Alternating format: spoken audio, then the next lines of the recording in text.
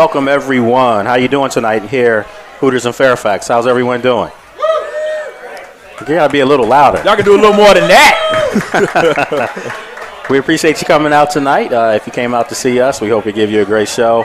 My name's Lake Lewis.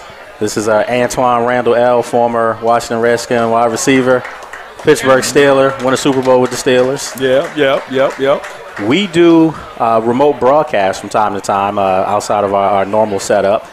We come out, try to talk to fans, and if you have any questions, anything that we're talking about tonight, definitely chime in. Let us know your opinion. Antwaan and myself be talking a little bit of Redskins tonight. We'll talk about Deshaun Jackson signing. Big story here all week. Very big story. Very, very big. I'll leave that alone. We're also going to talk Final Four. If you have anybody have a team left in tomorrow's Final Four? Did you pick them from the beginning? Are you in the Warren Buffett bracket? If he was in the Warren Buffett bracket, I'd be talking to him over there because, you know, the Warren Buffett bracket was if you filled that out and you got every game right, you would win $1 billion. Well, they taxed it, so it would be $500 million you get in a check, or you could get $25 million for 40 years straight. Give me all mine up front. I want it now. Let me decide how much I invested in all that. That 25, but nope. Give me the 500. I think they said though, if you were, and obviously no one's left in that. He made money off that. I think he put money on that, so he made more money off of us. But I think he said that if you were in the championship game, if your team, everything would have worked out and someone would have had them all right, if they had won in the Final Four, the first games of the Final Four, right, and they had the two teams sitting for the championship, he would have offered to give someone, I think, $250,000 check right there and just call it quits. Or if you said no and you said I'm going for the $500 million and you lost, you would have gotten one penny. Yeah, but I guarantee you, everybody would say, you know what, I done came this far. I'm gonna go ahead and take a shot at getting that $500 million. How many of you in here right now, if you had a chance to win $500 million in a championship game, or you could get a check for $250,000 guaranteed the game before, how many of you would just say no? I'm going for the $500 million. One. You gotta go for the 500. I mean, $500 million. You've gotten that far. You've made all the picks. That I gotta go for 500. I gotta take it. You got to take a shot. How many people would just say, give me the $250,000? Yeah. $250? No, you can't go. You can't get that far and do that. You take the $500 million. That's a big difference. One more game, though. That's not $500 million. He said NFL player salary. That's not $500 million. Not at all. And not to mention somebody could get hurt from one of the other teams. There could be a blowout of anything for your squad. You just gotta go and roll the dice, take a chance with that one. Well, this will be pretty good. You know, when we start talking Final Four a little bit later on, it's going to be good because Antwaan played, obviously did some great things as a quarterback, still holds some NCAA records at Indiana.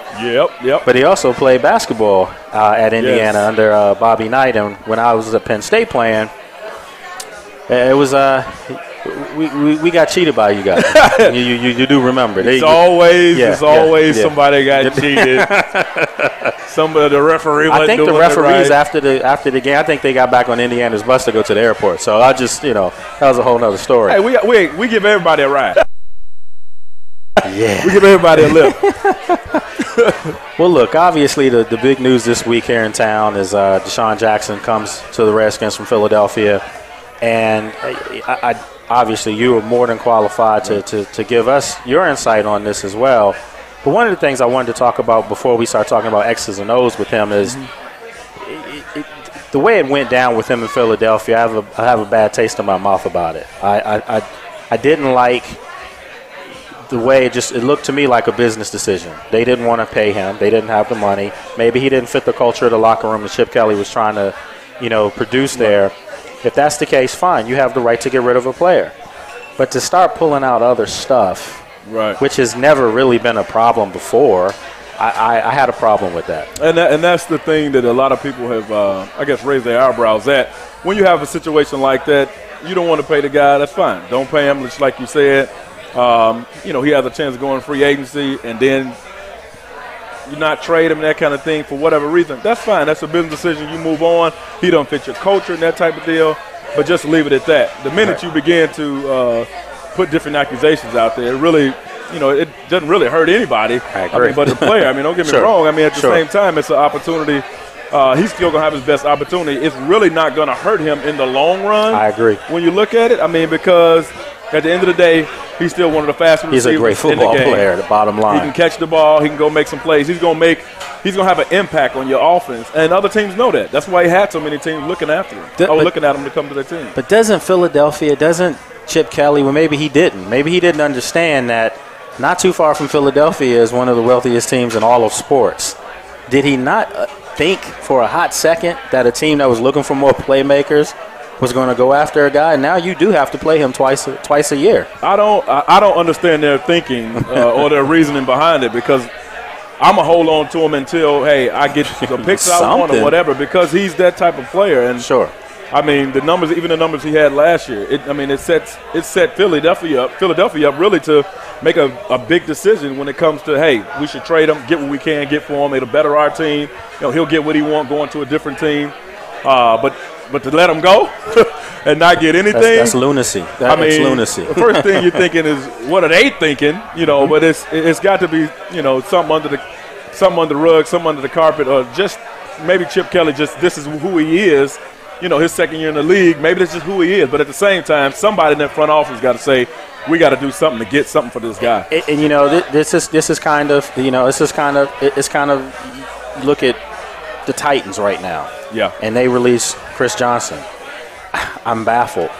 Right. We're still talking about one of the best running backs in the NFL, and to just let him walk basically with a sandwich in his hand. That's just not good. Right. You could have equipped yourself with a 4th-round pick, a 3rd-round pick, something. You take something. And I think sometimes you get owners and personnel who just decide, well, we're better off without him. Well, you're going to be without him regardless, but get something for him.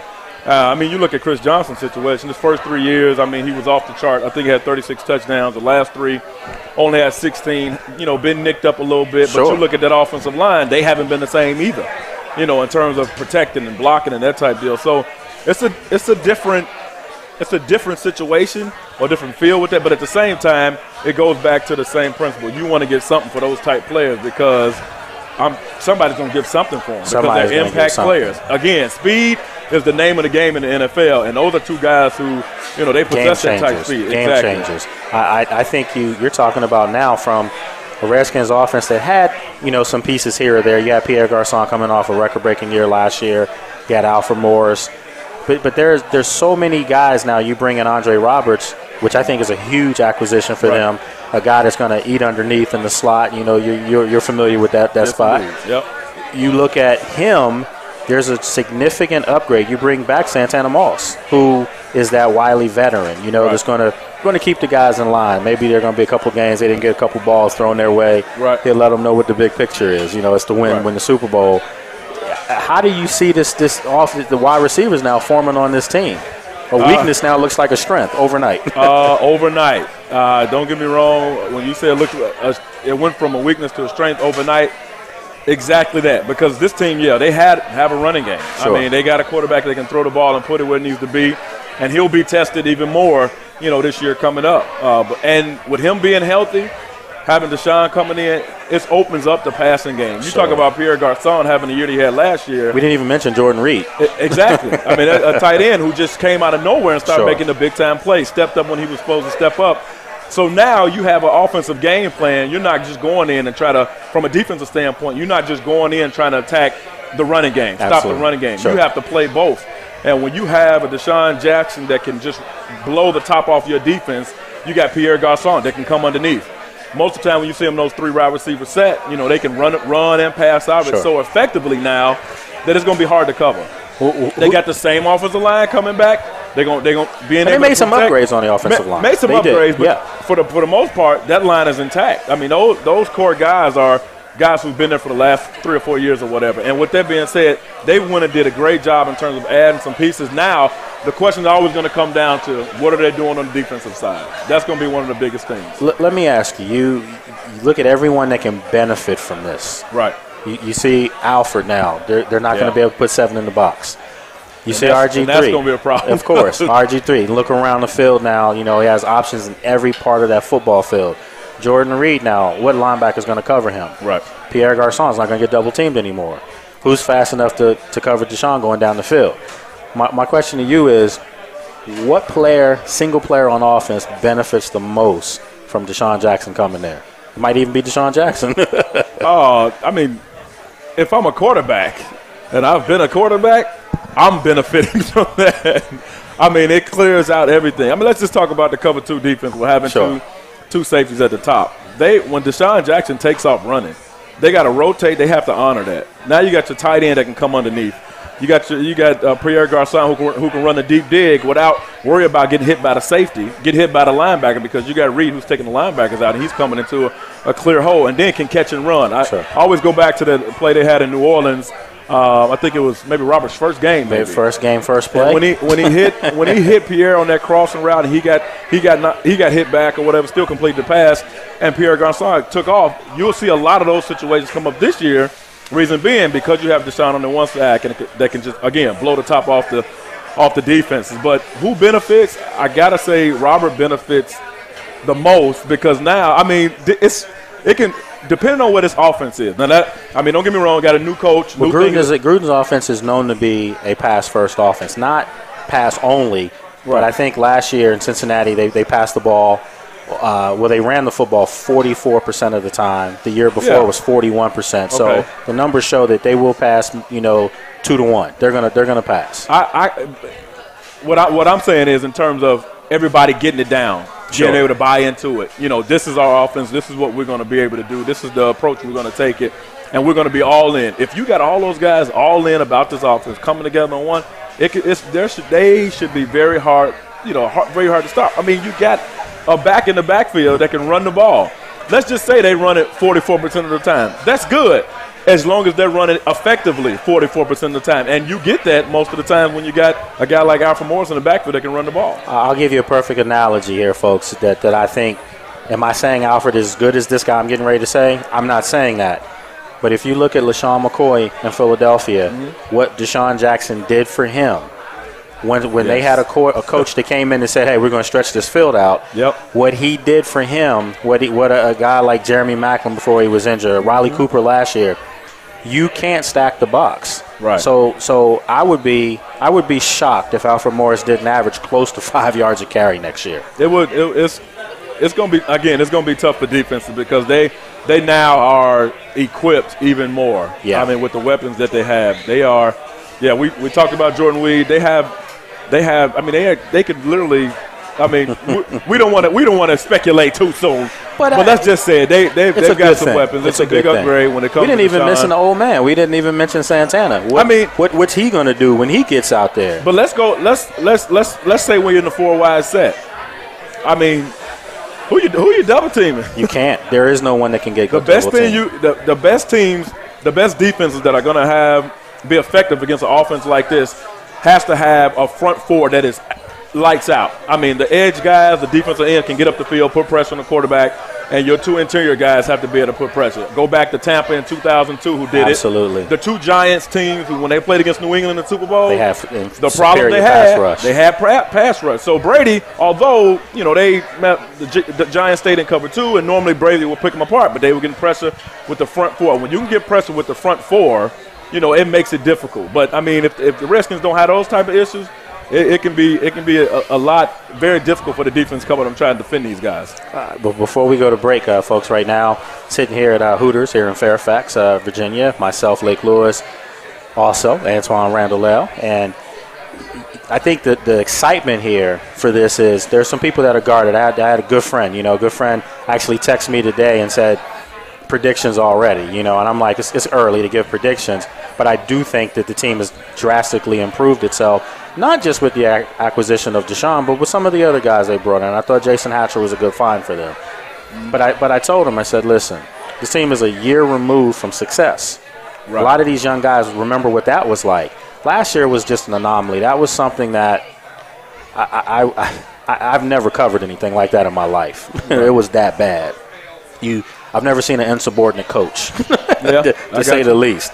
So just forget last year. Am I saying, though, that this team is that good that they should be back playing Seattle again? Maybe, maybe not. But I can tell you right now today, the talent level on this team is better than what it was when they won the division 2 years ago. Yes. I agree. I agree. And the quarterback, and I'm telling people Healthy. this right now, He's 100% healthy.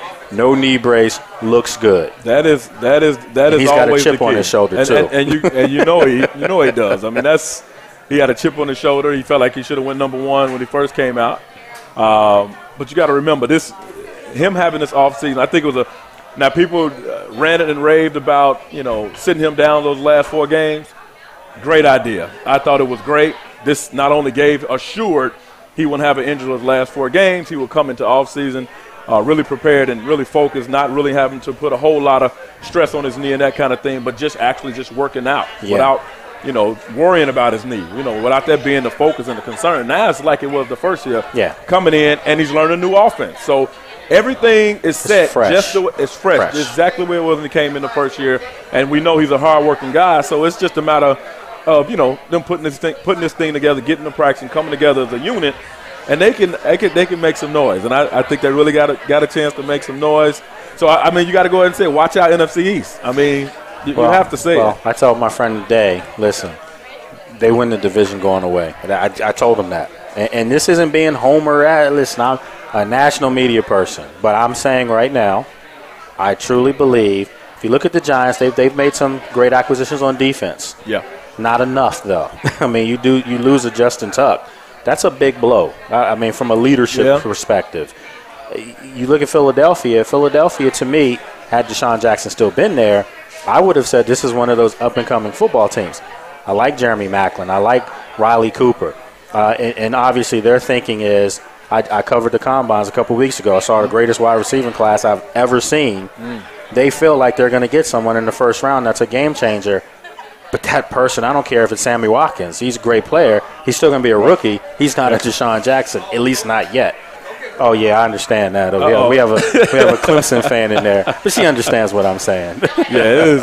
Like, again, you look at Dallas. I mean, they've lost some pieces on defense. It is NFC East. It can really end up coming through Washington. I mean, because of the upgrades they've done, it's going to be interesting.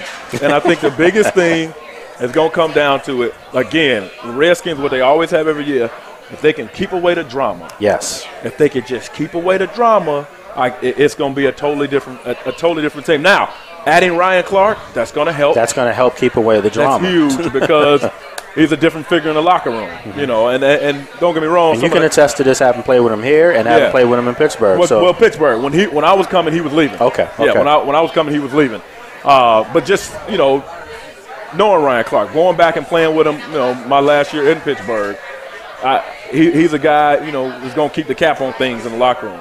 And there's going to be a lot of meetings to say, everything goes on, needs to stay right here in the locker room. That's it. Okay. But I think that's always big because what happens, something goes down, it goes out, and now it becomes drama. I guarantee you, I don't think you're going to see any of that stuff going on this year. Well, look, one thing we're going to take a break, but when we come back, I want to talk to you about your stay in Pittsburgh and your stay here. Yeah. Just as far as maybe what Deshaun Jackson's going to experience coming here from a different town, especially a town with a rabid football fan base. Right. You experienced that in 2 markets. Yeah. But I want to get your thoughts on what's the difference when we come back. We'll be back right here on Sports Journey Media live from Hooters here in Fairfax. Hang tight.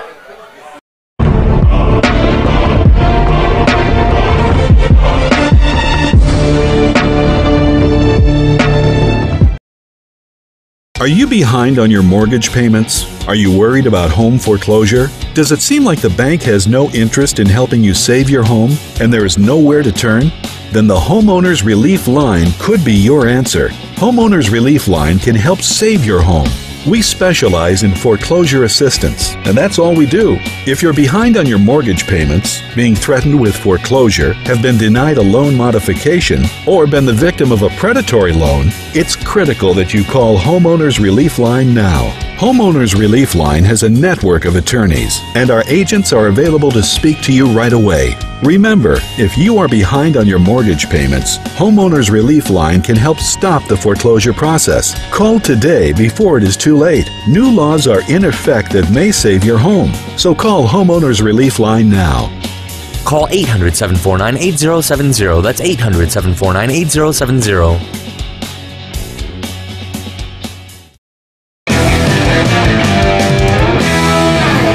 That's a good pour.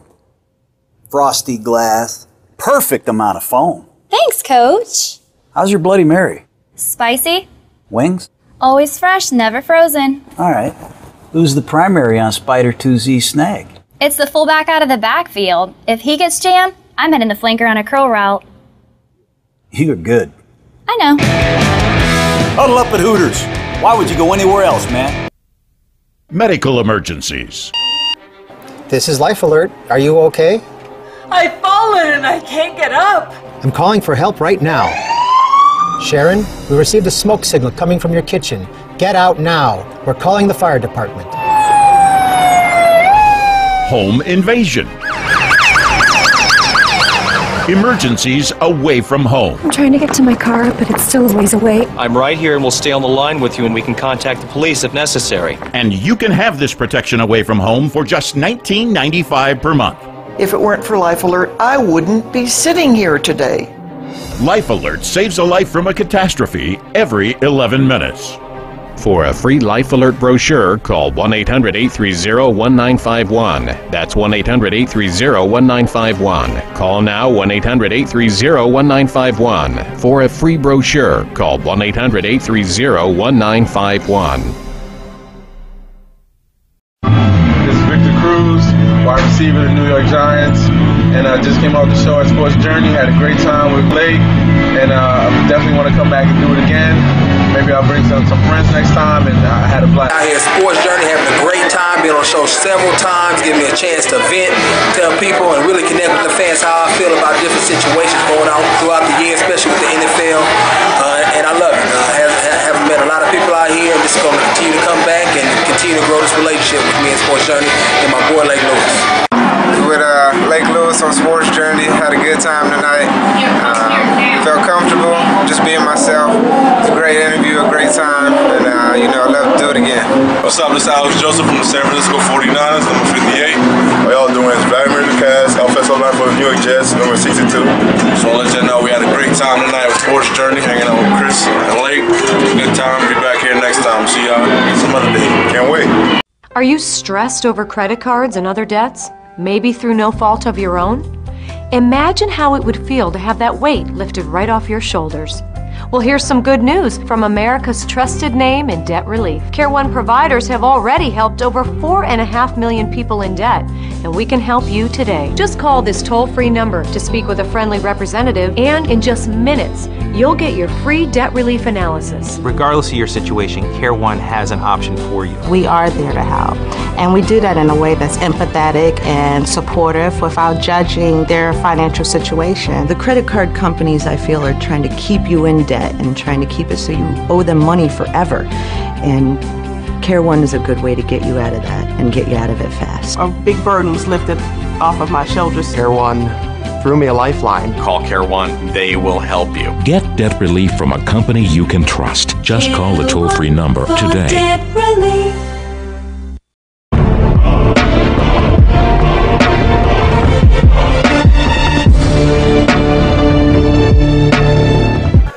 All right, everyone, we're back here live from Hooters here in Fairfax, Virginia. And there's a couple of announcements that they wanted me to let everyone know that the Manny Pacquiao-Timothy Bradley fight will be shown here. I think that's on the 12th, if I'm not mistaken. Manny going at it again.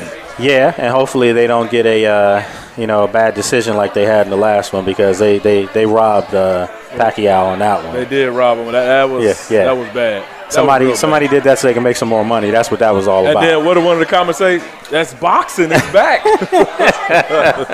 Are you a boxing fan? Not really. I love watching it when it come out, but I don't follow everybody and everything. It's just I'm a Mayweather fan. as far as his boxing? I'm a big fan. Oh, I'm a big fan of his boxing. Yeah. Again, I don't follow him. When he's fighting, I mean, he's got his whole approach. I mean, he uses his shoulder to block, and he's just so smooth, and he still makes contact. You know, that's one of the biggest things. He's not the strongest, powerful guy, but he's landing some punches. Oh, yeah, absolutely. He got a good way of doing that. I had mentioned before we went to break that you played in Pittsburgh. Yeah. Got a Super Bowl.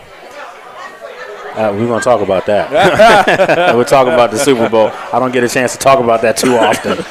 And obviously you played here. You call this area home now. Yeah, we do. My wife liked it, loves it, loves the school and that kind of thing, loved the area. We out in the country, so like that. You know, we get deers every night. It's the deer show every night in my house.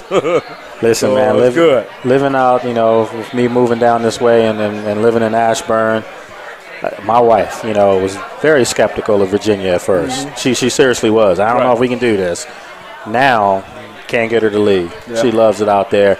But as far as the fan base, everyone knows historically the Redskins fan base is probably, you know, one of the top two or three fan bases in the league as far as support and loyalty. Right. The Steelers fan base, though, may be numero uno as far as the travel that they have. And you notice when you played road games with the Steelers, you were still playing a home game in retrospect. Yep. What's the similarities you saw between the fan bases, and what's the differences, actually? I think the similarity is that it's a lot of them. I don't think the Skins fans travel as much as the Steelers fan. But the fan base with both of these, you know, historic franchise are huge. You look at the Steelers, and when we like you said, when I played for the Steelers, wherever we went, I mean, it was packed. Home games obviously were sold out, and then away games, I mean, if we were up, we were taking over the stadium. And it's sadly to say when that's intimidating. Sadly to say when they came and played us, when Jim Zorn was here, it happened to us. I mean, the Steelers fans took over our stadium, and that's just their fan base. That's just who they are. They travel like that, and they make it a point to show up to the games. When they schedule comes out, they book those flights. They get those tickets. And then you look at it, you talk to some of the people. I did a Steelers cruise here recently, and 70% of the people who were on the cruise were not from Pittsburgh. They're from all different places. You have so many people that are from California, and that's just how they are. And their fan base is real huge. It's pretty big. What's the if you would say a major difference? You said maybe the travel. Do you feel like Steeler fans will support the Steelers win, lose, or draw? Win, lose, or draw. Redskins fans, will they support win, lose, or draw? Win and draw. Okay. I want you to be fair about it. Yeah, you know, and I can be fair because I've been in that boat. I've seen it. I've seen when we've had. Y'all had some dark days. There's some dark days, and you're just trying to be a diamond on the black background. It was some bad. dark days, but and when you had the dark days, you saw the stadium seats were empty. I mean, that's just it's part of it. I mean, well, see, the reason why I bring this up, and some fans may get mad at me for saying this. I love the fans that support. Obviously, I get a lot of support from a lot of fans. This week blew me away with how many people have supported, the Deshaun Jackson story, putting the stuff out. And right. I really appreciated that. But I will say this. Some of those same fans actually said that I was a nobody, didn't know anything I was doing when he was leaving Redskins Park without having the contract done. And I said, wait a minute. I was told that he's going to stay in town till it's done. Right. So they waited. They basically put me on the edge of the cliff. Didn't want to push me off until they saw it was signed, and then they pulled me back and gave me a hug. But before they were getting ready to push me over. The reason why I say that is, again, I've seen some Redskins fans that aren't from this area. Right. They've learned to like the team. Those aren't the fans that I grew up with in this area, the diehard fans that when you went into RFK Stadium, it could get ugly if you were an opposing team, a fan of an opposing team. Right. I don't think FedEx Field has that kind of home-based crowd now. I think it's a corporate crowd. It's a younger crowd that, let's face it, I say this all the time. Antwaan, if you are 34 or younger, you don't know much about Redskins winning football. Yeah. If you're 34 or 35 or older, you remember the good old days. Yeah. So, again, Did you ever feel like FedEx Field was a home stadium, or it was just a stadium you played a game in? I felt like it was a home stadium. And, again, until you got to the point, it was a home stadium. I feel like it's more, I don't know, business. Yeah. More than, homely, if you will. It's a corporate, it's a social stadium. That's what it is. I get where you're coming from. Obviously, like I said, been there, done that, played. So I understand that. And it is sort of like that. I mean, you don't necessarily feel, but a lot of that has to do with, the product.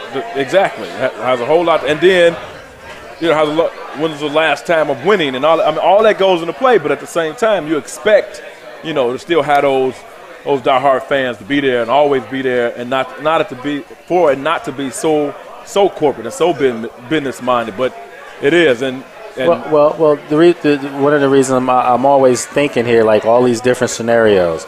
I think a Deshaun Jackson gives this team an edginess that perhaps they've lacked in years past.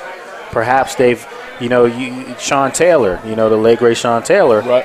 He gave this team and that defense an edginess that you weren't going to talk to him.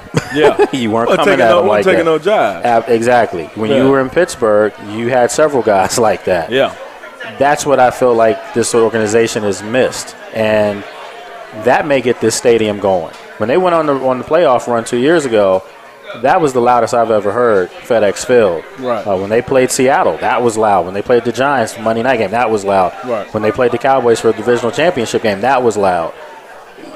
I'm not sure, though. You played in Pittsburgh. The stadium's right there. You can see the city right there. Yeah. Wouldn't that be what's needed here? I think that is, and I would say that we have someone saying no. I would say that Dan is. I think he may feel that. And I'm not saying that. I truly believe that he's going to move the team. If you gave him a truth serum, he'd want to be in the city. Right. He'd want to be in the city where, he'd want to be closer. It's activity. It's just so far away. Oh, my God. It's in the middle of nowhere. And I can tell you, living in Ashburn now, having to go over to that stadium was and then as a player, you're thinking, all right, and here was the difference for me. So I leave Pittsburgh. Could have left my home, been to the stadium. If I wanted to get there in 15 minutes. The latest, 20, maybe 25. I'll give you another example. We'll play a 1 o'clock game. I would get home for the start of the second quarter of the 4:15 game. That's how close we were. That's impossible because for me, and Diane Cheesebro would tell you, you were lucky if you got home seeing the first 2 quarters of the 8 o'clock game. And that's what I'm saying. So that's what the players are experiencing as well. Now, don't get me wrong. Now, you practice in Ashburn, don't get me wrong, and you go up and play your games. In Maryland. We go up and play in Maryland. But your name is the real Washington Redskins. Right, and that's kind of like, everything's over here and over there, but then you're really Washington. It's a different feel, but at the same time, as a player, like you're going way out there, and now it's like, well, your family's got to come, and then after the game, you can't leave right after the game. Oh, no. You got to wait till the traffic die down, so you go, you and deal with that. What if it's snowing after the game? After it's snowing, you do think to yourself, that's quite a bit of distance to get to where you have to go to get home. Yeah. You kind of are in harm's way. There is no rushing. No. You go into the game, anybody coming from anywhere other than Maryland, it's going to take you.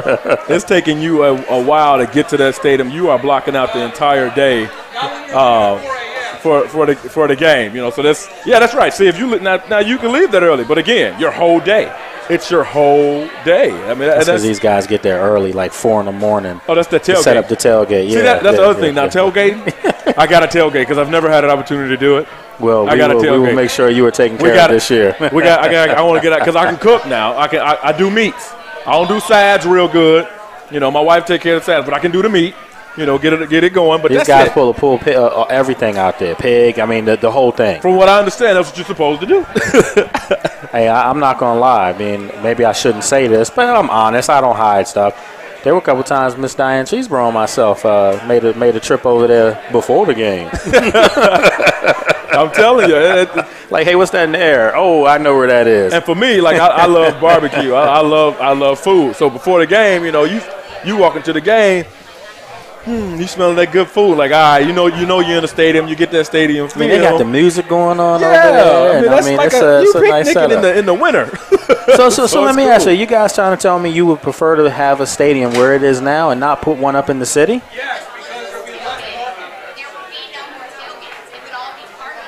Well, I guarantee that's you. not necessarily true. I because guarantee you they'll when you work go to that out. Pittsburgh and you go to Philly, when you go to Philadelphia, they're parking. I mean, first of all, I know we were knocking Philadelphia earlier. Philadelphia has the blueprint on what you do with your sports franchises. They have all of their facilities right there at the same place. It is nice. You don't have to stray away. If you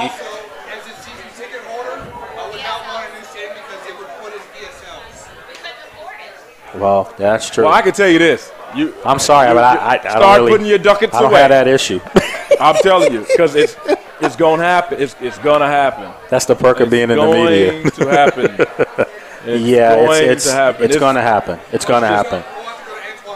Yeah, it's going to happen. Yeah. You can come to me for how many tickets? How many of you who are out here? Obviously, we're in Virginia. How many of you feel like driving around the Beltway to FedEx is too far? I'm You're sure leaving at 4 a.m. though. That's different. It's far. A normal person going to the game does not want to be on the They're Beltway. getting there late. And let's just throw this out there. Monday night game. Oh, you can forget Oh about my it. goodness. If you have a little one, they're not going to school the next day. You're gonna you paid your ticket, so you pay for them to miss school for one day. That's what's going to happen. Exactly. If you go to a Monday night game, you are not getting. And you may end up being late to the game. If you don't leave ahead of time because the traffic is bananas. So you got game traffic, you got regular beltway, evening traffic. It can be a tough ball of wax on a Monday night. With the subway coming out here, I grew up in Maryland. I was from D.C., but I grew up in Maryland. Right. And when you grow up in Maryland, you don't feel like the stadium's that far or anything like that. There's subways everywhere. You can go. But moving over here, I understand what Virginians griped about as far as saying, why not just build the stadium out here? Mm-hmm. I kind of can understand that theory now. There's a lot of land here, a lot of development. The facility is here. Right. If you're the New England Patriots, you practice where you play out of. Everything is right there. Yeah. And I think there's a little bit of there's a reason why they're so successful. I think when you normalize your everyday routine. That's what it is. I'm telling you, it's like no stress on the players. Like it's already enough that your players they're gonna work hard for you, that type deal. But then you got after you come off the field, you're studying your game plans and that type of stuff. You're doing film study. Some days during the week you're not getting home 7, 8 o'clock, and now you got to unwind with the family, pick up, do it again the next morning. So Let's say you got a Sunday night game. Your Monday is gone. Done. Before you even played on Sunday night. Done. It's gone. And then you look at it, okay, well, wait a minute. If you're really playing a 1 o'clock, 4 o'clock game at FedEx Field, your Monday is your Monday is gone. Because you haven't had a chance to get to your house, really unwind until 8, 9 o'clock. It's so ironic you say this because a lot of the guys I've talked to, for fans, it's awesome. Monday night game. Everyone's now saying, are they going to play Philly and Philly Monday night game? Media, players, I don't want any part. Give me 1 o'clock every Sunday. As a player, the players will tell you, I'll take the 1 o'clock game every week. I'll take the 1 o'clock game. Give me the 1 o'clock game. I can go out there, play my game. Give me the 1 o'clock game on the West Coast too. Even though they won't do that, you always. Yeah, but I'm saying I'll do that too because that means you're getting back faster. Yeah, if you ask the players, they'll tell you, I take that 1 o'clock. I take that 1 o'clock. You throw a 4 o'clock in there, 1 if you want to, 8 o'clock. One year with the Steelers, we had to have 6, 7, 8 night games. I mean, it was bad. It was like, man. That's because you're when your team's prime time. It's just like before the schedules come out, people say, how many Monday night games can we get? How many primetime games can we get? And it's great to the fans. But again, media, players, it's tough because it's a bummer. It affects the rest of your routine going forward. You think about when Peyton Manning went to Denver last year. Oh. I mean, they were on every night. Every night. Monday night, time. Sunday night. They was playing. Thursday night. They were always playing all the top opponents, and that's just part of it. You know, it is. It can be brutal. Yeah. Would you be in favor of Saturday football? Saturday football. I would be in favor of it because that means I got an extra day off. Because if you playing on Saturday, you're gonna come in. They might give you Sunday off. Come in Monday. So you getting Sunday off. Well, technically, you have Victory Monday. No. Let's not get into that because that's not Victory Monday. Really, you won, but you still didn't play that well. Yeah, right, exactly. That's what happens. You might get a Victory Monday, and if you get a Victory Monday, you need to be on a stride. You won 6, 7, 8 games straight. You can't be more so because you're tired. They gave Monday off. Exactly. I mean that's what it is. But you would rather a Saturday game, I take it because I'm getting an extra day. Thursday games are not bad. No, and because you get a chance to rest your body. You get such a chance to rest. If I'm a player, I know, you know what, I just gave it my all on Sunday, but you know what? I ain't gonna probably do too much. I ain't doing nothing on Monday. I'm gonna do a little bit on Tuesday. They not gonna, and then Tuesday's like very light.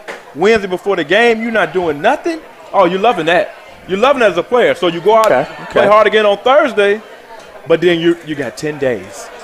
And now if you got a coach, don't get me wrong. Now you got to have the right coach. Guys go home after Thursday. They let you go home sometimes. You are might free be on to a plane go on Friday. Free to go. And that's what happens. Like you get. So now what it creates in a way, what it creates for the players is not a bye week, but it creates extra days to get ready. I mean, extra days to prepare, extra days to get your legs back under you. Although you banged your head on Sunday, turn around banging it on Thursday.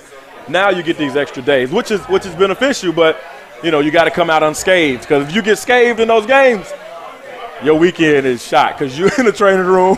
You got to get healthy, you got to get well for the next week. Folks, so it's the catch-22. It goes both ways. Right now, I'm sitting here live here at Hooters in Fairfax. Antwaan Randle, just talking, just breaking down topic matter. That's what we do. We're going to talk about the Final Four. Gentleman here said he had some teams left in there. I have Florida winning the whole thing, so until proven otherwise, I'll be right. I had Michigan State winning the whole thing. Well, we're Big Ten guys. That's what we played. We still got Wisconsin. Let's go. Wisconsin. Let's go, Badgers. Wisconsin. We I don't still like got you no other time but now. Exactly. Exactly. And it was hard for me to watch Michigan. And I kind of found myself pulling for Kentucky. And I'm like, wait a minute, I'm a Big Ten guy.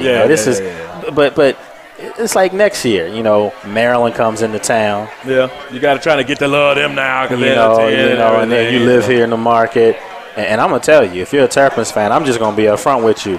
It's going to be some dark days, just accept it. Yeah. Basketball, maybe keep afloat a little bit, but football, it's going to be some dark days. It's a different beast. Yeah, it's going to be some dark days. It is a different beast. If you Rutgers, oh, wow. It's a different. It's going to be some real dark days. Now, surprise us. Go ahead and surprise us. But we don't see it. I don't see it. I mean, it's going to be tough, I think. I'm going to throw it out there just to get the rivalry going.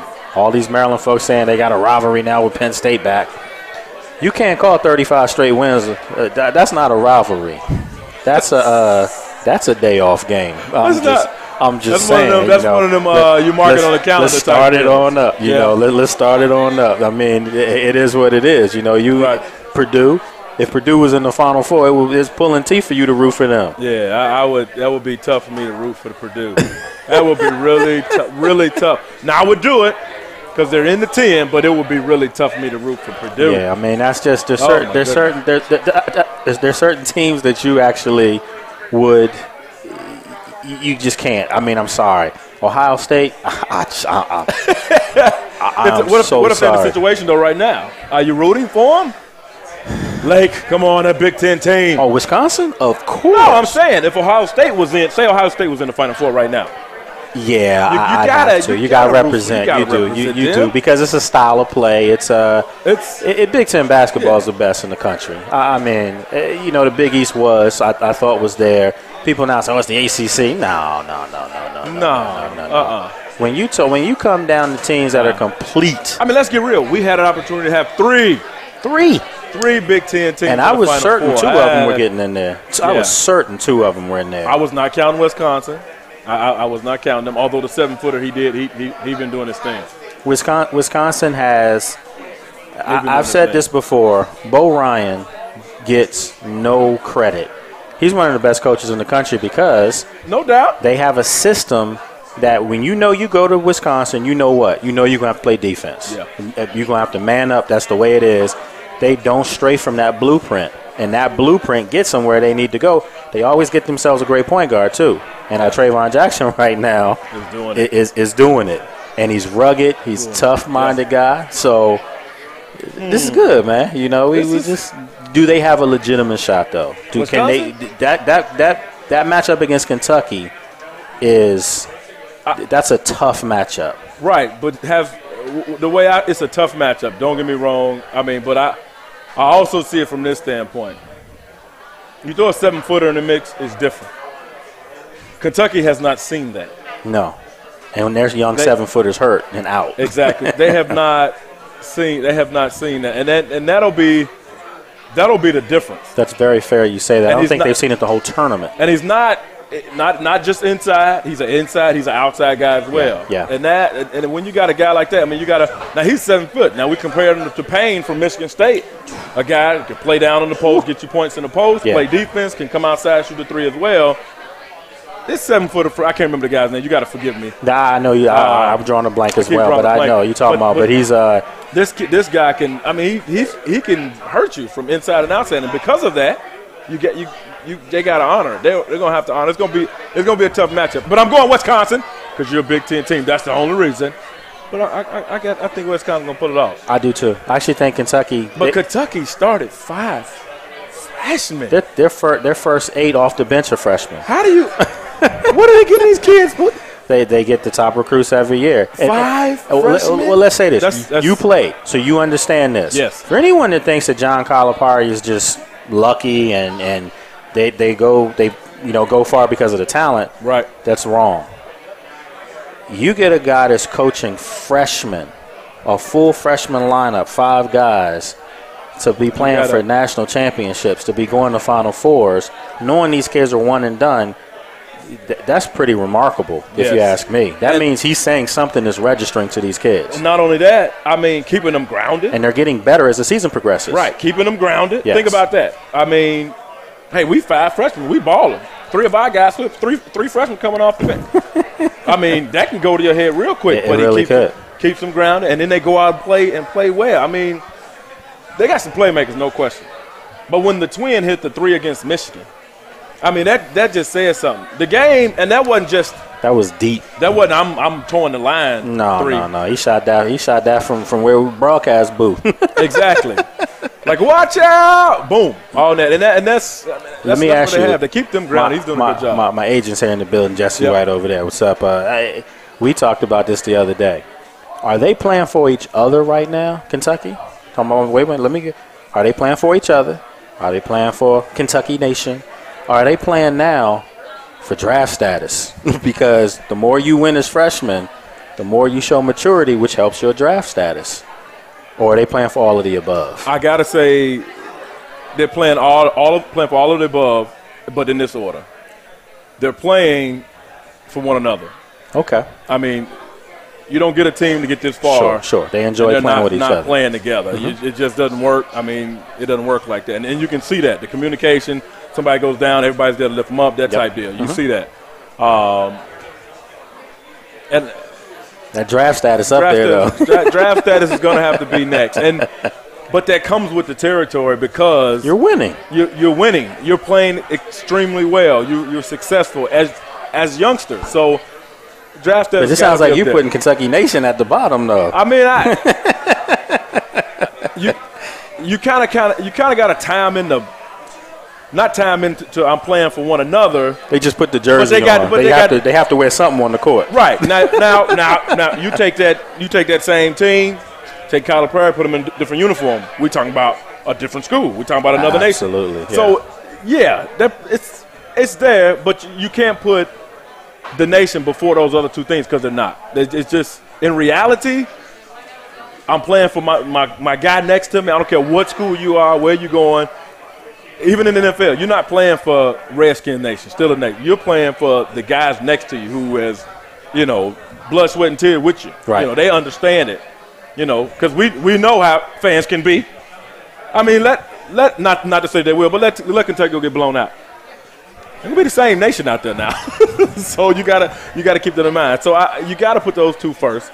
And we have three things we talk about. Yeah, you gotta put those two things first. Still, the nation would have to be the last because of the unity you need as a team, and these who this group is. They're getting recognition from a draft standpoint. Do you have a problem? This will be final segment here before we go to break here. But do you have a problem with the one and done?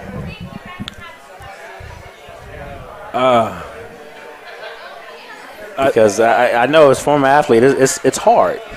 You know the value of your education. But you also know if you're an 18-year-old and you can get a handful of money. And if you get hurt, you're not going to get it. I can't be – okay, so – it's tough. It really is. It really is tough. But let's say why it's tough.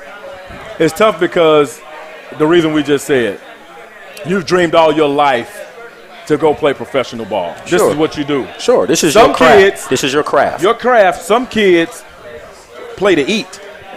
Okay? From different backgrounds where they come from. Some kids play to eat. Yeah, literally. So this is what they've known. Mm-hmm. And now they've gotten to that point. They get an opportunity to go. You want them to go. But there's two things that come along with that.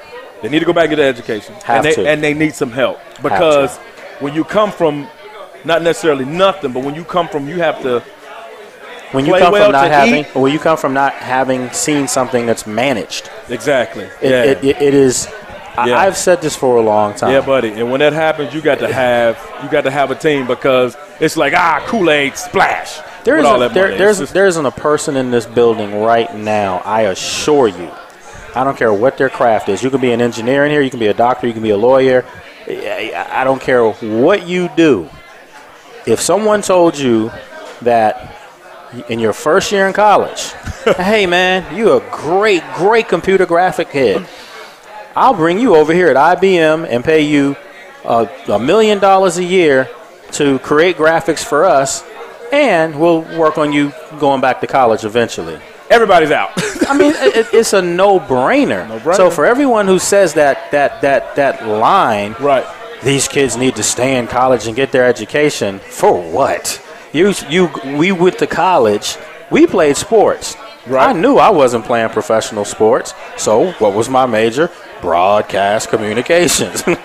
This is what I'm doing right now. Yep. Sports communication, specialization in broadcasting. Absolutely. So you go to college to get yourself a high-paying, nice job in your major. Well, if your major is playing basketball, playing football, and you have a chance to go early to get that money, I'm sorry. You got you got to go. You have to go. And I understand, you just got your master's, by the way. Congratulations. Yes, I did. That's big, George Washington got it from G-Dub. Colonials, so that's big. I tell everyone all the time. My wife is she's brilliant. She is. But if my little girl has a chance to go, I don't know if WNBA was going to have that kind of money, but if my little girl's the next phenom and she can go to WNBA and get $3 million, then guess what? She's going to the WNBA. Yeah, because that's the difference though. You're gonna make sure she go back and get that degree. Oh, absolutely. She's gonna be doing it while she's playing right away. But that's the problem you run into. Why can't the league implement that as a policy? Why can't they say you still will continue your coursework, what you were doing, until you know, and I mean, legitimate, not make it a forceful thing, but more of which helping you. So you will continue you can leave early. You don't even have to go to college, but you have to pick a college still and start that coursework if you want to come to the NBA. Every offseason, you have to do so many credits. Absolutely. I like that. Why couldn't they implement that? I think they could. I mean, you were an NFLPA guy. I mean, would that be something that, if you were in the NBA, would that be something that players would not want? I would vote on that. I would vote yes on that. And the reason being is that you don't play forever. You need that degree. Yeah, you need that. It's some things you need that degree. I would vote for that. Okay. I would vote for that. Now you can't do that in the NFL. You can't. Nah, you got to be a grown man to come in the NFL. You got to be 3 years out. I mean, I would encourage anybody to get their education, no matter if you one and done or whatever. If you come out as a junior, go back and get your education. I know so many guys that are 4 credits away, 8 credits away, and just won't go back. Go get your degree. I mean, it's something they can't take it from you, anything like that. You know, you got to go get that degree, and you can turn around and use it. You got to have that piece of paper. It's beneficial for you. I'm going to put you on the spot here. Yeah. Because you got some young phenoms in your house. Yeah. And if one of them young phenoms has that opportunity to go somewhere and be one and done, you going to be cool with it? Oh, I'm going to be cool with it. Okay. Because you do know. I know for one.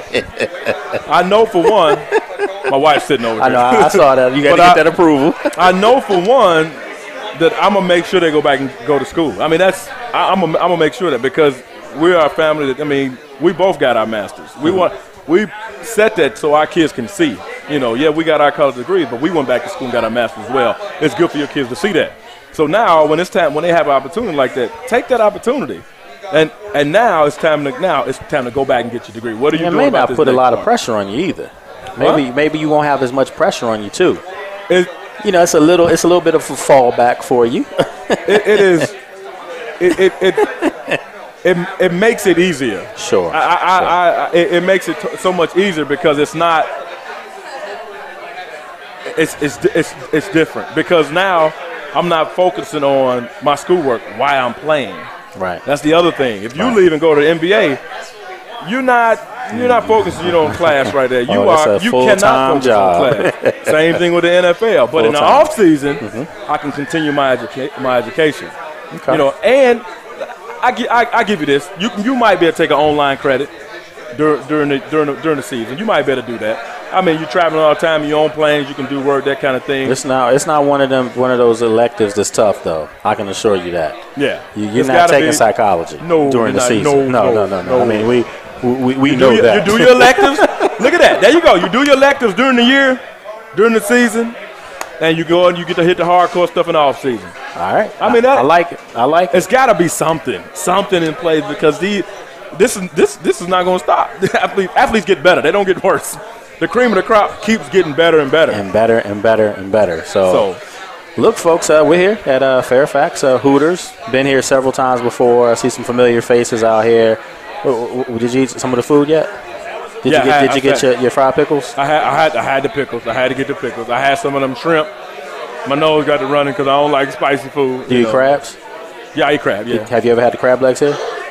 I got them over there now. Oh, yeah, because when this thing's wrapped up, I'm literally going to get busy. Diving in, yes, indeed. That's what we're going to do. Folks, we're going to take one more break. When we come back, we have a real quick 15-minute segment when we come back before we wrap up tonight's show. Myself, Lake Lewis, Antwaan Randle.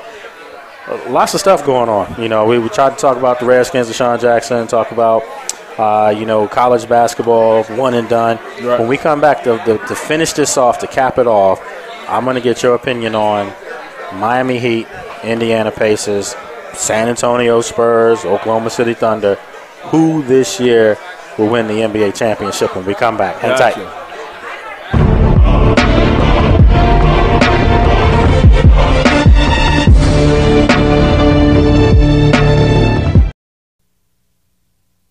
Let me tell you some of the reasons people get into trouble with credit cards. A job loss or salary cut, an unexpected expense, a divorce, a business loss, or even helping a family member or friend in need.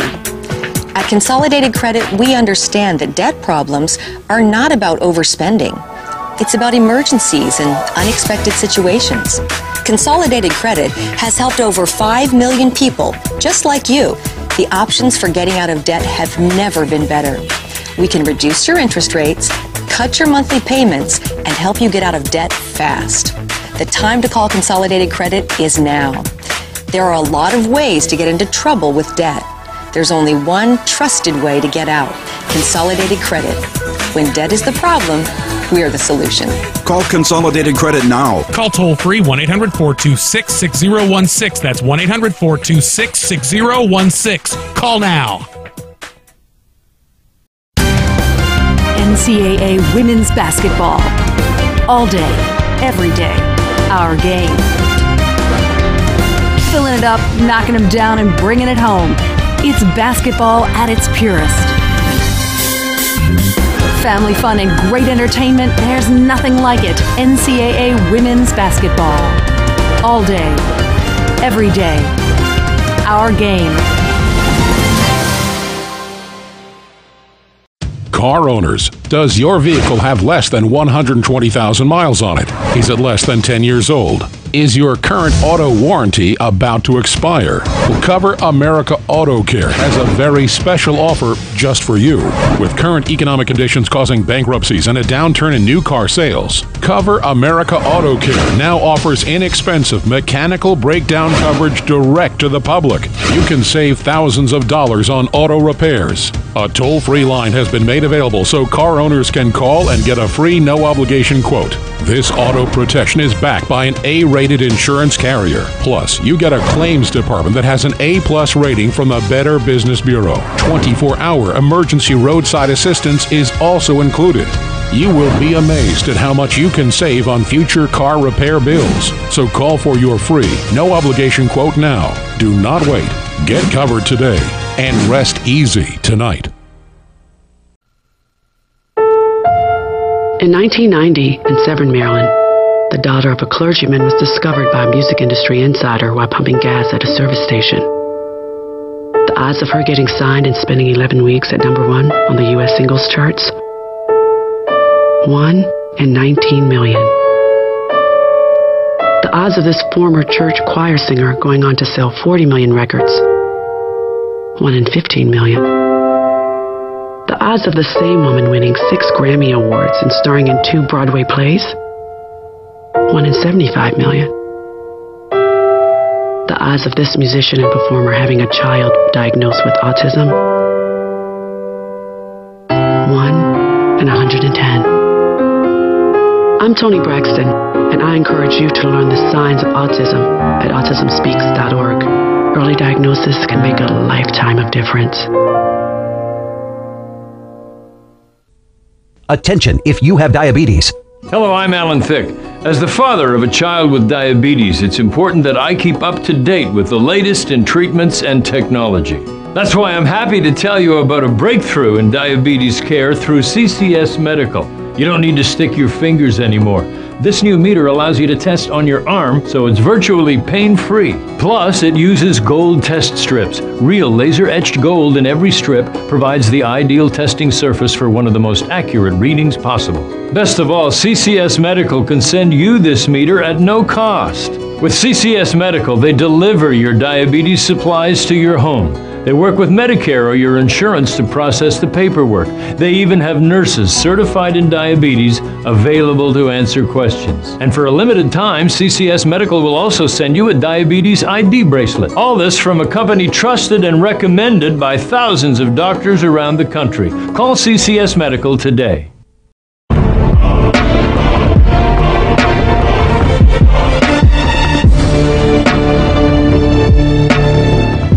Okay, folks, this is the final segment here tonight here at Fairfax Hooters. Everyone's starting to weed out, so this is good. I can get some food soon. Myself, Lake Lewis, Antwaan Randle. Good show so far. Yeah, it's good. Very, very good show. Folks, just to let you know, we used to do these shows live on sportsjourney.com. You could actually watch the full broadcast. But now what we're doing is we're recording these so that you can go back and watch the archive of these. First thing in the morning, it'll be up on there. We do that because we have some fans that come out to all the shows, and I respect that. And I always felt like when we started making these things live for people, it gave them the comforts of watching it from home. And that doesn't help the Hooters of the world. Right, so we ask people to come out, and it's always done well. When football season comes in, this place can get pretty bananas. So we're looking forward to coming back here. We were going up to the Hooters in, Rockville, Maryland. Okay. And but this was our home base, and we're really excited to be back here because the ride to Ashburn is well within reason. So, and these gentlemen here, they're coming from Leesburg, they're coming from Ashburn, coming from the neighborhood, so to speak. So, look, final segment. I want to talk some NBA. Miami Heat. Yeah. Going for the three-peat, the vaunted three-peat. They have a chance. they have a legitimate chance. Indiana, when the season started, they look like a force to be reckoned with. And they still may be, but they look like a team that had a chip on their shoulder. They were playing great basketball. The last month and a half, they've looked like a fragile basketball team. Yeah. Is that going to be a problem for this team, knowing what their mission is, and that's to beat the two-time champion Miami Heat? I've always said and thought they didn't have enough. And that's the way I just don't. What were they missing? I just think they don't have the bench that the Heat has. And not just from a scoring perspective, but even from a veteran. Continuity. Exactly. From a veteran aspect, continuity playing together. Miami's a hard team to beat. They are. They really are. For one, they play defense. Don't get me wrong, Pacers play defense extremely well, too. I'm sure they're the top 3 or 4 teams up there with my Chicago Bulls. That's right. I'm from Chicago. I'm gonna talk about them. But I just don't think they have enough of a complete team. Not the first 5, not the first 6, 7, or even 8. To compete with a team like that. And I think that goes with some of the other teams around the league. I mean, when you're number 1, number 2 come off the floor, you don't miss a beat. Miami, they don't miss a beat. I mean, don't get me wrong, LeBron takes it to a whole nother level. When it's time to take it to a whole nother level, you need everybody to do that. But your team cannot miss a beat in the playoff in a 7-game series. You got to be able to keep that offense rolling, keep that defense rolling. You're going to have some handicapped guys. You don't play as well defense. You can help out from that standpoint and make it up from an offensive standpoint. But you just don't – I don't see teams that have enough firepower. San Antonio, maybe. Oh, absolutely. I think San Antonio has it. That's the only team. That's going to be a repeat. It's going to be a repeat championship series. I think it could very well come down to that. And if you go back to last year, San Antonio, I mean, a good friend of mine, Keon Dooling, I just was talking with him about this. Right.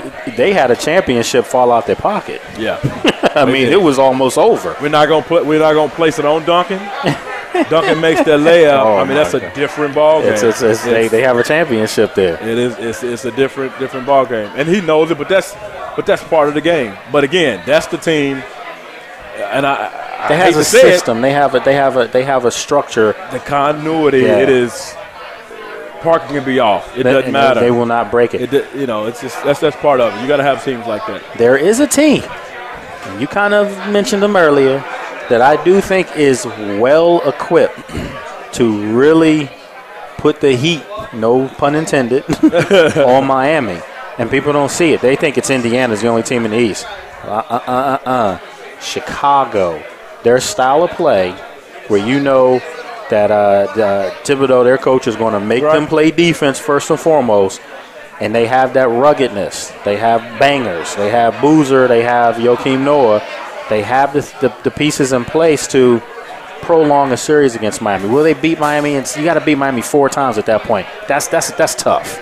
Yeah. But I could see them getting 2 on Miami and playing the other ones very tough. I agree. And I love my team. We don't have enough. No. It's not enough. But don't get me wrong. They're going to compete. That's one thing. They're not going to quit or anything like that.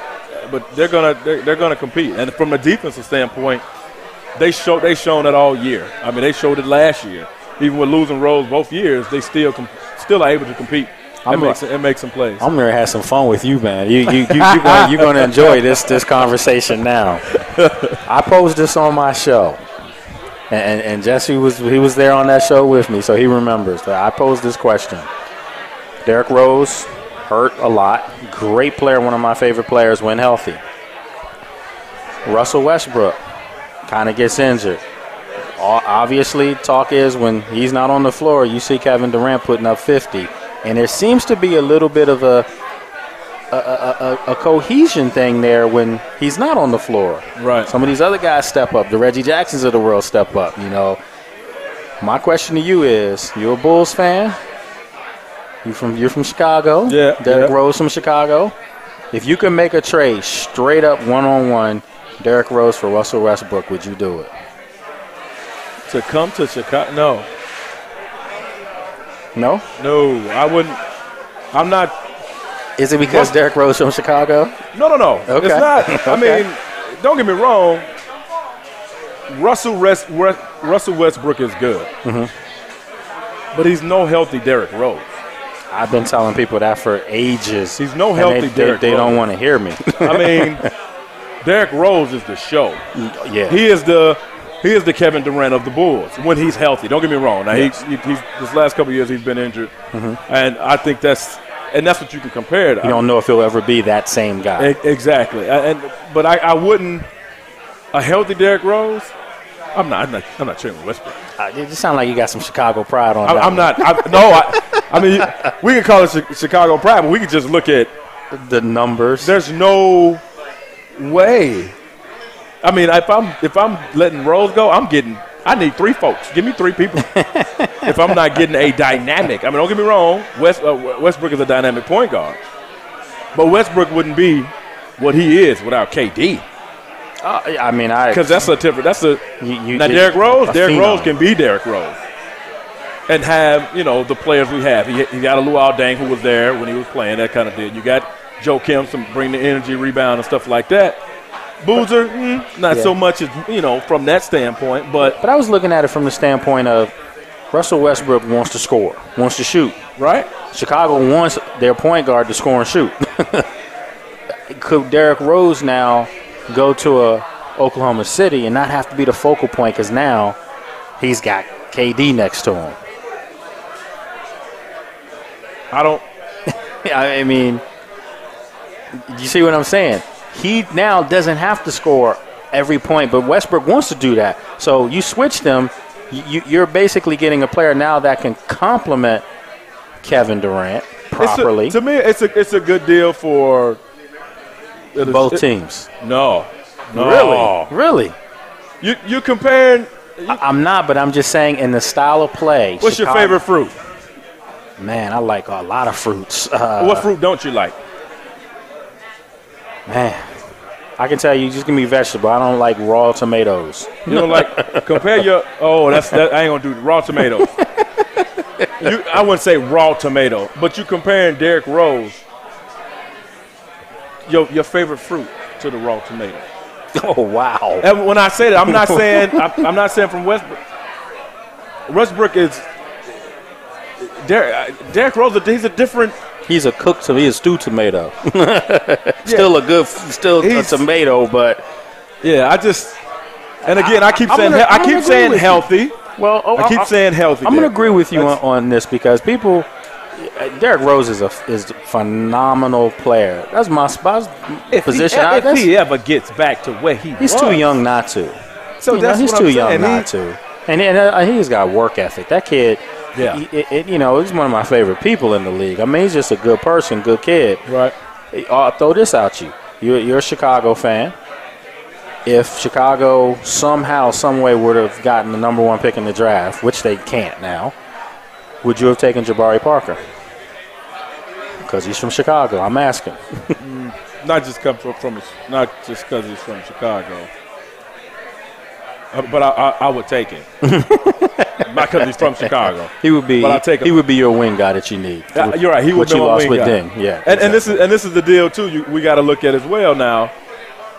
It's nothing wrong with having Michael Jordan and Scottie Pippen. Because that's what you need. You need to win.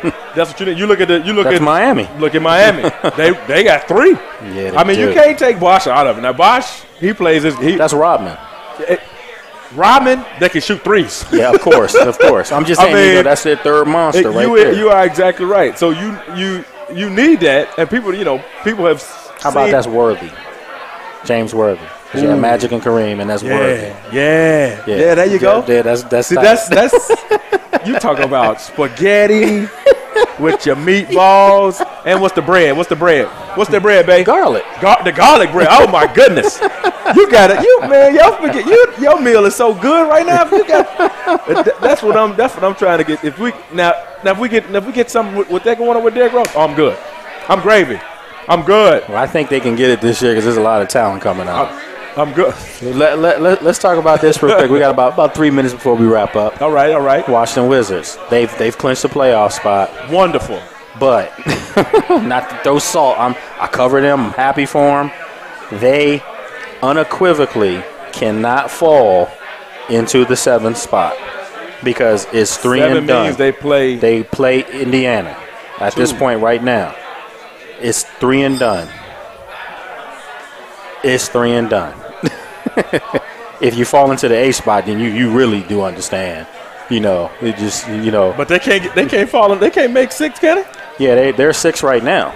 I'm saying, but if they're 6, they play. I think the team they would play right now is Toronto. Oh no, they would play Chicago. Chicago just passed Toronto, so they would be playing Chicago. They don't want Chicago either. It wouldn't be 3 and done. It would be. I got you. But this. Oh man, what's that team missing? Who? The Wizards. What are they missing right now? Because it seems like they can beat the teams that they really probably shouldn't be beating, and they beat them well. I mean, they beat Miami like a drum. See, that's what that gets me. Because I've been in the gym in the stadium when they beat Miami, and I'm like, you can see these young guys what they can do, right? We can get this every time. Exactly. You get this effort, but they're missing key pieces of veterans. When I say veterans, I mean been there, done that. Well, Trevor Ariza has a championship. One. Yeah, maybe right. Another one. No. Yeah. Look at the team. Look at the other team. I mean, Al Harrington's played for some good teams, but I know what you're saying. When you have some hardware, you can. The teams that have won, it's the veteran. It's going. I mean, you got to have that. No team has won and not have the veteran pedigree 2, 3, 4 guys. You just and you build on it. Don't get me wrong. I mean, you got 2 of your veterans that's coming off the bench have been there, done that, have know what it takes. They need that. I mean, they have athleticism. They have shooters. They got penetrators. Get to the bucket. Play a little defense, time to time, spotty. Well.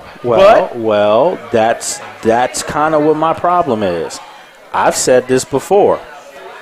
I would sit there, watch this team, and I see great efforts against Brooklyn. I see porous efforts against Boston where they had like four starters and Rondo wasn't even back then, out of that game. Right. And you get lit up like a Christmas tree. My question to you is coaching. This is my job in the media. Is Randy Whitman the coach for the Wizards? Is he the guy who's going to get them to the next level? And I've questioned that. I don't know, Randy. I don't know. You know what? Let me just say this. I already figured it out. What? I already know the similarity.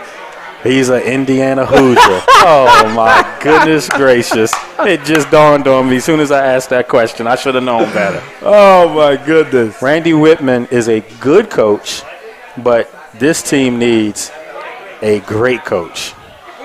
Or go back. You got a good coach. Because don't get me wrong. Maybe you need better players. No. Don't get me wrong. What's Miami's coach name again? Eric Spoelstra. Handpicked by Pat Riley. Somebody saw something. Not a great coach. Oh, he's a great coach. When I say great coach, he doesn't have to do a whole lot of coaching. Take some of them away. Popovich is a great coach. Yeah, You take some of. I see. Randy can do it. You need some other. You need those. You need that veteran. You need I don't like his rotations, man. I just don't. I don't like the fact that Otto Porter is. I mean, he might have to go see somebody take some splinters out of him, man. I mean, it's that bad. Yeah. And you talking about the number 3 pick in the draft. I understand he got a late start because he was hurt, right? But you can't tell me he can't help you in any kind of way. Well, and that's those things we gotta kind of smooth over because we don't know. He may not be fully healthy. Those type things we don't know. You know, they tell us one thing in the media, but they sometimes mean a different one. You know what I mean? You part of the media now. That's what I'm saying. They tell us something different. So I've been on that one side where you know they ain't telling the whole story. Mm-hmm. Prime example. So Troy, we were in Pittsburgh. Troy, the year we got beat by Green Bay in the Super Bowl. Mm-hmm. Troy hurt his Achilles. Troy didn't just hurt his Achilles. Troy had little tears in his Achilles. Oh, good. So, but nobody knew that. Still, people probably didn't know it. I mean, the people who are going to see it may know this now, some of this. But nobody knew that. That's just part of it. So, from that standpoint, we don't know. But, again, it comes down to the Wizards need seasoning. Yeah, they need. Maybe they just need to get into the playoffs and get knocked around. And then come around and get knocked around again. And then now, okay, we know. Because you getting in for the first time in the show. It's a whole nother ballpark. It's going to show. That's what I'm saying. I ain't saying the boys can't do it. But it's a tough ball of wax going up against what they got. Well, you know what they got to fight. Was that the hardest thing for you getting a Super Bowl ring? Was that the hardest thing team-wise you think you've ever gone through in your life? No question. From a team, yeah. No question. Because the Super Bowl is 24 weeks, something like that. Mm-hmm. You were tired. You're very tired. I mean, it's 52 weeks in a year. You got preseason, regular season, playoffs. You got bye weeks. You got Thursday night game. You got all this ball of waxes going in it, but at the same time, you got to stay together. And the championship team, we were 7-2, looking good. Lost 3 straight. I remember that. So had to win out, and normally 10 wins get you in the playoffs. Exactly. We had to win 11 games because Kansas City was 10, and they had beat us that year, so they would have went before. So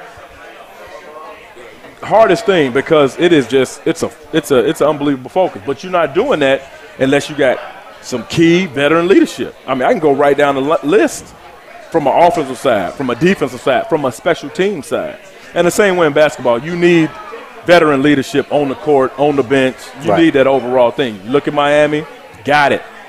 San Antonio, got it. That's why I think they're going to end up in the same spot again. Well, look, before we wrap this up, I wanted to tell you real quick. Yeah. You told me something yesterday. We were having lunch. You told me something that I like to eat. I wanted to just wait till I told you this in front of everybody. Uh-oh. You hurt my feelings, man. I was actually upset because your namesake is part of the Big Ten Freshman of the Year award. Oh, the Antwaan Randle L. Thompson Award from Michigan. Yeah. And so your namesake's on the award for the Freshman of the Year in the Big Ten. And here it is, my school, some dark days, some things happening. Christian Hackenberg wins Freshman of the Year, and somebody's not there to give him the trophy. Hey, that was talking about kicking the dog when they're down. That was a different deal. Man. Nothing against you, Hack. You play with my son. I understand. It's nothing against you at all. Nothing. Hey. Man, I'm just like, can it get any worse? The kid gets some great recognition, and the namesake of the trophy wasn't even there. They probably mailed it to him. Christian, I started in high school, man. I had a lot going on, man. A lot going on. I got a wife and 5 kids, man. Come on. Give me a break. Hey, listen, I tell people this all the time, and I try not to talk about my school. Sometimes they tell me I talk about them too much. But James Franklin, head coach up there now. Oh, yeah.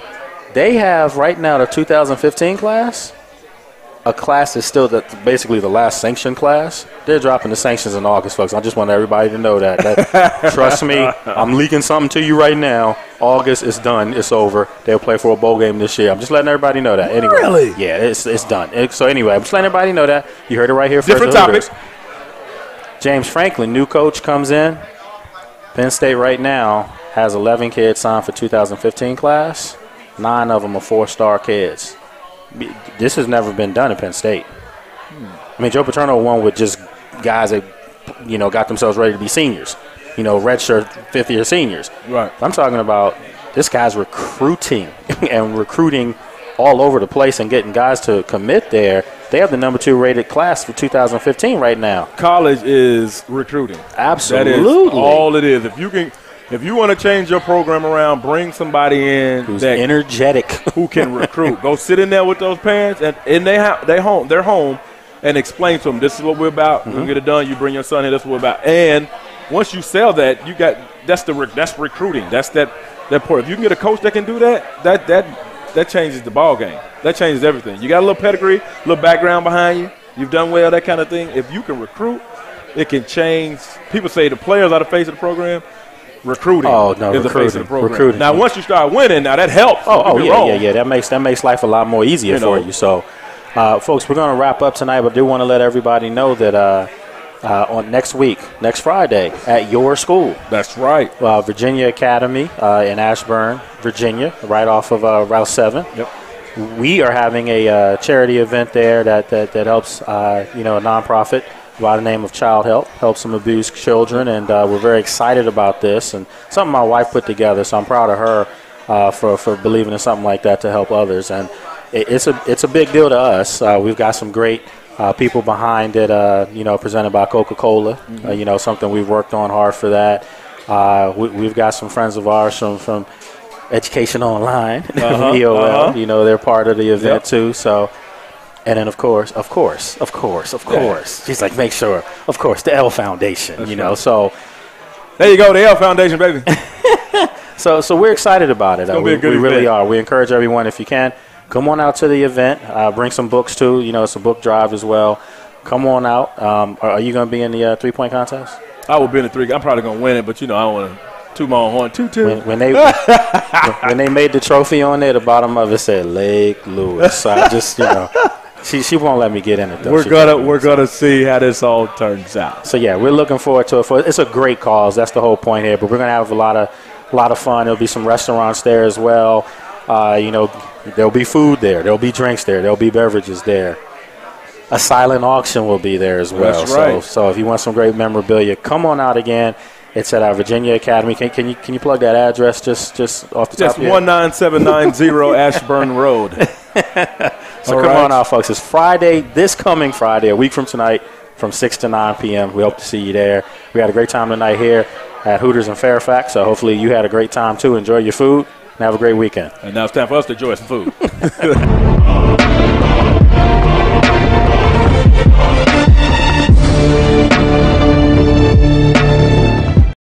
RJ's Automotive service at its best.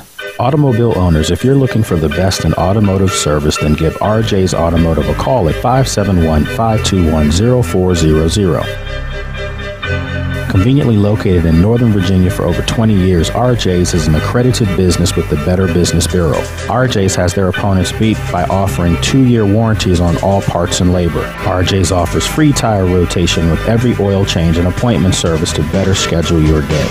I've used RJ's for all 3 of my cars, and one of them was recently totaled after they had done a wonderful job of taking care of it. I drive a Pontiac Montana, and they've assured me they're going to get me going for 300,000 miles, and I believe it. As an added service, they're open on Saturdays for appointments and special services. Well, I come to Rise because I know he checks everything out, and I know a lot of times I'll go other places and I'll come here and they'll really delve into an issue, whereas some other places will just try to replace big old parts. Remember, give them a call at 571-521-0400.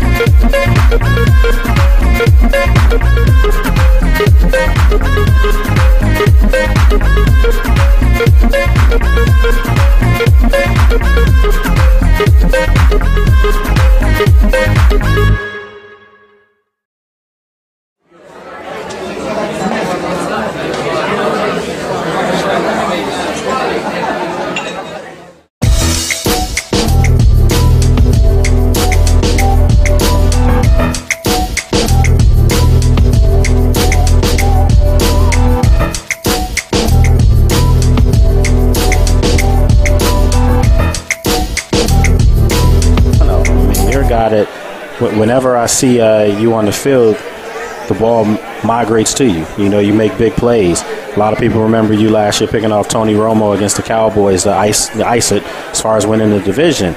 Your first play back this year, what happened? I got a pick. You got a pick. Yeah. So that's what I'm saying. It just seems like the guys that were really part of the run last year aren't the guys who lost 7 in a row.